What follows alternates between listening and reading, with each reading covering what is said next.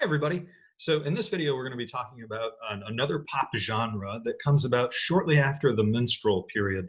It's related to minstrelsy in some cases because some of the music actually incorporates a lot of the racist tropes of that era. So I did put a content warning on here, although the majority of the music in this genre doesn't have it. I will point it out when that happens. So that's out of the way. I want to talk to you that generally speaking, in the late 1800s, right, 1880s, 1890s, Americans were listening to band music, like concert band music, and something called Tin Pan Alley music, which we'll get into. A lot of this is really popular in small town America, in cities in America. It's not as common in the rural parts of the country because a lot of those folks are still practicing those folk music traditions. The audio elements, I think, everybody, at least most folks, have heard of a concert band, or a marching band where they have dozens of wind instruments and percussion instruments, drums and horns and things like that. Tin Pan Alley music is probably less familiar for you. It's the very first kind of nationally popular recorded music where you would have a solo vocalist or maybe a duet and usually a piano or a horn for musical accompaniment. This is popular entertainment for just listening to it or dancing to it in some cases. The subject matters for obviously for concert bands is a lot of patriotic marches. For Tin Pan Alley, they did a lot of romance ballads, and we'll get into some of that. So as always, we're going to talk about the historical context, then the audio elements of these songs, some musicians and songs to know, and then we'll wrap up with the song analysis guide. So the context is that before the Civil War, there were brass bands that were pretty common across America. They performed in parades and picnics and political rallies, that sort of thing. After the Civil War, you had enormous growth in the popularity of these marching bands and concert bands. So part of that is just due to the fact that 20% of the male population fought in the war, and a huge number of people during the war were exposed to this concert band and marching band style of music. So it was something that was obviously resonating with them. A lot of these bands would travel from town to town, from city to city, putting on these enormous shows. In some cases, with thousands of players, right? Literally, like 5,000 singers in a choir and 1,000 instrumentalists showed up in Boston. 6,000 musicians, right? For crowds of tens of thousands of people in these enormous auditoriums. Most of the time, it wasn't that big, but the most popular was the Sousa Band. It usually had about 40 members. Tin Pan Alley was a New York City neighborhood. It was actually kind of a street in New York City, and there's an image of it down below. It got its name because it was where these songbook publishers, where they would write sheet music, right, and publish sheet music and then sell it. It got its name because you would have these composers going from publishing house to publishing house, banging out the tunes, and it sounded like such a terrible racket and din, right, a noise, and so it was like tin pans being banged against each other everywhere. By the 1890s and 1900s, these song publishers were finding that they could sell more records or they could sell more sheet music if they recorded the kind of stars of the day singing these songs. The phonograph had been invented in 1877 by Thomas Edison, but it really wasn't that great for sound quality until about 1890. That's when we really start to see the first commercially available records. They did record these Tin Pan Alley tunes in most cases just because it was convenient, right? New York City was the heart of some of this technological innovation, and it was also the heart of song publishing. So they also recorded concert bands. They also recorded opera music and classical music. Think about it like this, that these devices were very expensive. So in many cases, they're shooting for the kinds of folks who are very wealthy or at least upper middle class, who can afford the machine, who can afford the records. And so the kind of music they listened to was classical and opera and concert bands and then Tin Pan Alley. So a little bit more about the recording industry, because some of the songs you're going to hear the quality is a little bit rough, but to modern ears. What we see up here on the left, and I'll use the pointer here, this is actually a cylinder recording player. So what you would do is you would crank this lever, right, or this little handle, you would crank it up, and it would get to, it would start a mechanism, right? This whole thing's mechanical. It's not electrical at all. And the device would actually move, this piece would move along this cylinder. And this cylinder was something you would detach, and it was made of wax, right, originally. Really hardened wax or kind of a plasticky-like material. And in that plasticky material was a groove. And originally, the way that they recorded was pretty much the same way that they played the Mac. There was a really tiny needle that actually put the sound groove, right, a kind of a physical representation of the sound into the groove. And so these machines here and here, you can see these huge horns and then a bunch of these, they would hear the sound would go into the horn, and then the needle would carve into this wax cylinder. So it's very difficult, number one, to actually record the sound. It's not an electrical microphone. They don't even have microphones in the 1890s. What you had to do is get the sound in, and in order to make a record, you literally had to have a machine to make the record. So imagine you're a band, right? You're recording in the 1890s. You actually have to sit in front of a bank of these recording machines, and they would only make you've got 13 of them. So you could make 13 records at a time. That's it. So they couldn't just mass produce like thousands of them at once. They didn't have master copies yet. So every single one of these at the outset, for the first 10 to 15 years of the music industry, every single one of these is recorded by a performance of the musicians. These things are fragile. They break all the time. They were fragile 125 years ago. So it's a tough situation. The other thing to know is that these cylinders are only one-sided. The grooves are on the outside. So you would hold them from the inside, and then you'd slide it onto that. That means that you're really limited, and the length of the cylinder limits the amount of time. So realistically, the very first cylinders were only about 3 minutes of sound.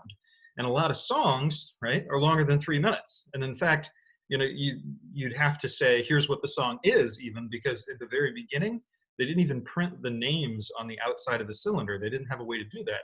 So you had to have somebody who would literally stand at the horns and go, "After the Ball" by George Gaskin. And he would yell it so that all the horns would pick it up, so that when you started the record, you'd know what it was. They're one-sided. I think I mentioned that. So you only get one song on a cylinder. A little bit more about that context. The concert bands are almost entirely white men, adult white men who play in these. Tin Pan Alley musicians are almost always white. They're almost always adults. There's predominantly men, but there are some female Tin Pan Alley musicians. The composers are almost always white men as well. The audiences are, for the most part, urban communities in terms of the concert bands and these outdoor festivals and these concert halls. And you would sometimes have segregated seating where blacks would come to actually listen to this music, but overwhelmingly this whole genre, both of them are white. Tin Pan Alley is particularly popular among white urban middle class folks by 1910 or so, because they could afford the phonographs, right? Rural people couldn't really afford the phonographs. They were difficult. Shipping those cylinders was obviously difficult. So a lot of this is the music of the cities of upper class folks. In terms of subject matters, the band songs are almost always militaristic, patriotic, right? They're designed to be nationalist. This is the era of nationalism. Thinking about what's going on in the big picture of the world, right? You have imperialism, where the United States is taking over the Philippines and Hawaii. And at this very same time, you have this gung-ho music that's like, go get them, right?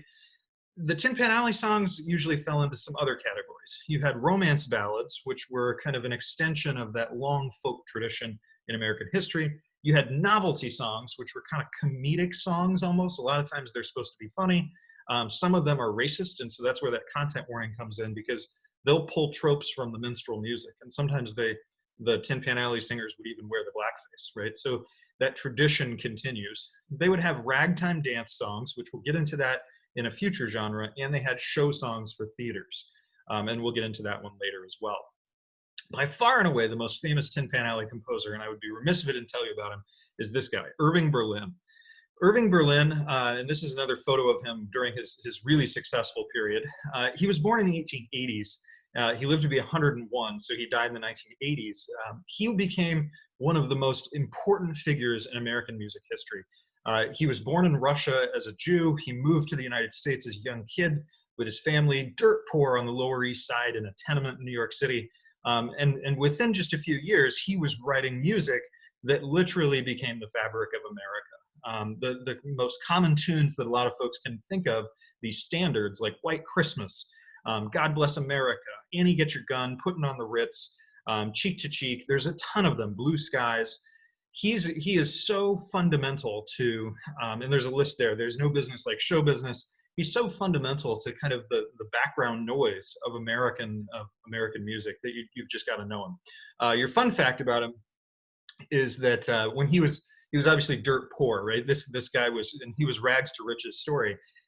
He fell in love with this very wealthy, or soon to be wealthy, woman in New York City, and the father of this woman, who's the guy where the wealth came from, he hated Irving Berlin. He was like, oh my God, you're going to marry this poor, this street urchin kid.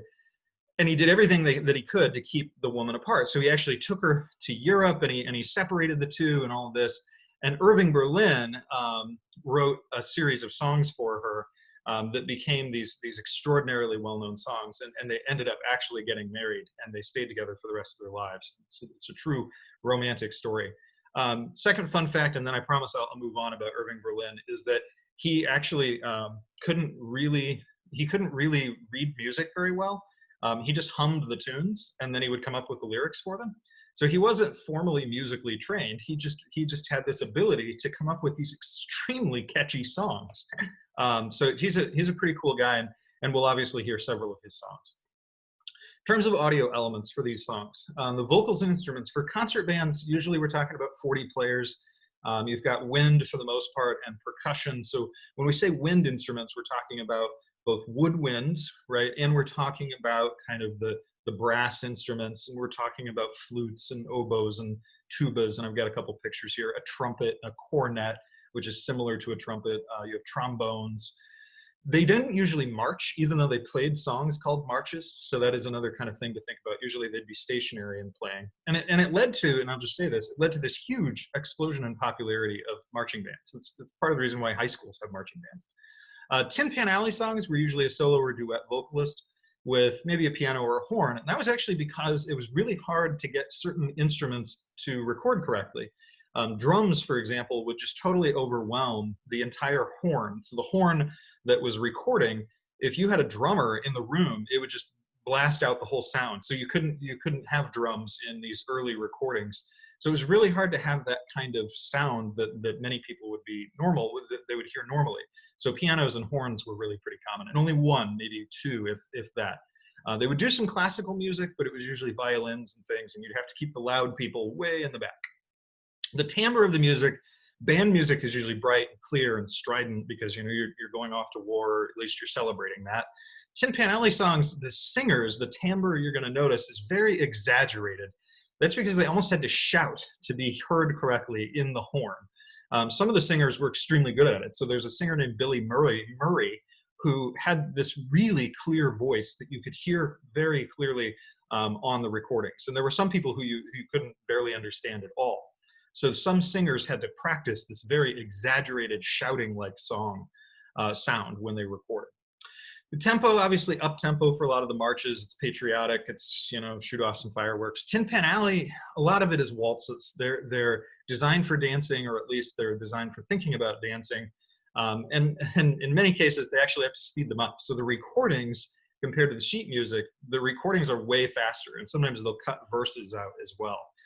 So that's a piece to know. If they sound a little fast and a little like weird, that's part of it. The other reason why they're a little strange is that those cylinders, they had a hand crank, right? Well, the hand crank meant that sometimes the mechanics of it didn't spin the cylinder at exactly the right rotations per minute to have that needle, which means that sometimes they would be really fast when they recorded, and sometimes they'd be really slow. So they didn't really get a consistent RPM on the spinning. It was supposed to be at about 80 RPM. Later on, they adjusted it to 78. But there are some that sound best when they're played at 85 RPM or even 70 RPM. There's that little bit there about the pitch. You'll notice that a lot of these Tin Pan Alley songs also have falsetto and vibrato, which is kind of when a singer kind of stretches their notes. I don't want to demonstrate it, but it's like their voice is warbling as they hold a note. Then we're going to talk about the musicians. So I'm going to go through three actually sets of pictures. This is Patrick Gilmore. He was an early band leader, very, very popular, organized that enormous show that I was mentioning in Boston with 6,000 musicians and things. By far and away, though, the most popular band leader was John Philip Sousa. He was a U.S. Marine veteran, and he played in the U.S. Marine Band. And then after about 15 or 20 years there, he got out and started his own band, which toured the world for decades. And you can see he lived until 1932. His band was touring for basically his entire life, going from place to place. He wrote dozens, if not hundreds, of marches, many of which you'd be like, oh yeah, I remember that. I don't know. Oh yeah, that one sounds familiar. In terms of Tin Pan Alley, the composers, as I said earlier, are almost always white men, but some of these guys are actually recent immigrants. So in the time, and this is hard for us, right, in 2020 and the modern days to think about, some of these guys were not viewed as entirely white. People like Irving Berlin were not viewed as white by a lot of Americans in 1900. And that should say 1989, right? He's didn't die at 1 year old. They were viewed as kind of somewhere in between. And especially people like Irving Berlin, who was Jewish, they suffered a tremendous amount of discrimination. So just because they're white men doesn't necessarily put them all on an even playing field, which is something we talked about when we talked about like folk work music and folk religious music. There's this distinction between the wealthy whites and these working class or immigrant whites. Albert von Tilzer is another one of these that you probably might know his song best, "Take Me Out to the Ball Game," which is a pretty classic Tin Pan Alley song. The performers are both males and females. And so, here's kind of an array of what these folks would look like. I know that they don't necessarily strike you as like the most superstars of them all. This is George Gaskin. He was really the first national superstar recording artist. And you're going to hear his song when you do the song analysis guide. I think his song is really catchy. It's called "After the Ball," and you'll get into it, obviously. This guy is Billy Murray. He was the one who had that really clear voice that you could hear. He obviously wasn't a whole lot to look at, but that wasn't what made people sell, right? They didn't sell records based on visuals of how this person looked. I mean, Blanche Ring is classy, right? She's dressed nicely. She's upper middle class. That's what these people are shooting for, right? He's got this fancy wooden chair that he's sitting in. They're trying to sell records to wealthy people. This is over here is Byron Harlan. You can see he's an older guy, right? Compare kind of the ages here. He's an older guy. He's grown up in the opera tradition a little bit. So thinking about where these people come from is helpful to understanding the kinds of ways that they sang. In terms of songs, so obviously there's a ton of these songs out there, and I encourage you to check out the list here. The playlist. Here's 3 songs that I think you ought to know, aside from the ones in the song analysis guide: "Come Josephine and My Flying Machine," "Hello My Baby," and "Everybody's Doing It Now." So one of these is a Irving Berlin song, and it's "Everybody's Doing It," which is it's such a catchy tune. Like if I listen to it once, I'll just be hearing it over and over and over again. It's all about, dancing and ragtime, and it mentions, throw your shoulders back and do the dance. But there's also this double entendre about sex. And so there's lots of these little kind of subtle messages in these songs that are saying, hey, times are changing in terms of romance. This is an era of individualism where you didn't need to wait for your mom and dad in the church and meet some nice boy at church. You could go out and find a date yourself, and you could go on dates by yourself. This is a new thing in American history that's pretty special. So there's these little sexual lyrics that are in there. "Come Josephine and My Flying Machine" is another one of these where it reflects that changing attitude about courtship. And it's actually a celebration of new technology. A lot of these songs incorporate that. So the airplane is only invented a few years before this song is even published, but you can see immediately they launch onto it, and it's all about how you should come on this date with me in my flying machine, right, in my airplane. The other piece of this to know is that it's almost a little subtle reference to women's rights. The women's suffrage movement is really heating up during this time. Josephine, the person who's mentioned in it, is the first American woman to jump out of an airplane in a parachute. She's the first American female parachutist, and she was nationally known because it was, seen as almost, oh my goodness, she's breaking down gender norms and things. So this song is a massive hit. The third song I think you should check out is "Hello My Baby." "Hello My Baby, Hello My Darling, Hello My Ragtime Gal" is a really famous song. What a lot of folks kind of, they'll pick up on is it's catchy. There are 2 things to additionally know about it. And one is that it's all about the telephone, which is brand new at this time. In 1899, less than 10% of Americans had telephones. They were almost exclusively wealthy white people who had these telephones in their houses. And the only time you actually ever said the word hello in the 1890s was on the phone. Like, normal people didn't greet each other and say, "Hello, Bob. Hello, Steve." They didn't do that. You only did that with the phone because it comes out of the naval tradition. And it's an interesting backstory that we don't have time for. So the song is fun for that reason.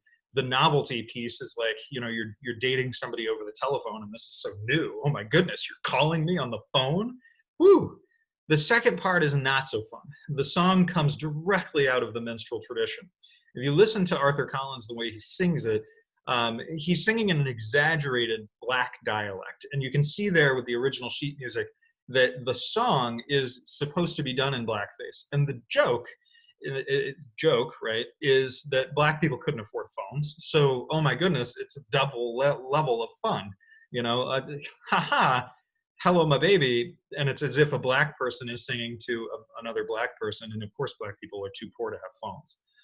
So there is that part. And I'll also mention that this version of the song has a slur in it, and it's not the N word, but it is a racial slur, and you should know that before you get into it. You might not even hear it because it's such a quick song. So those are 3 songs to check out. There's a ton more in the playlist of both band music, which I didn't really focus that much on this one, you know, but tons of great songs there. I hope that you've learned a little bit about Tin Pan Alley and this really interesting genre of early American pop music. There's tons of cool resources out there. I'll see you next time.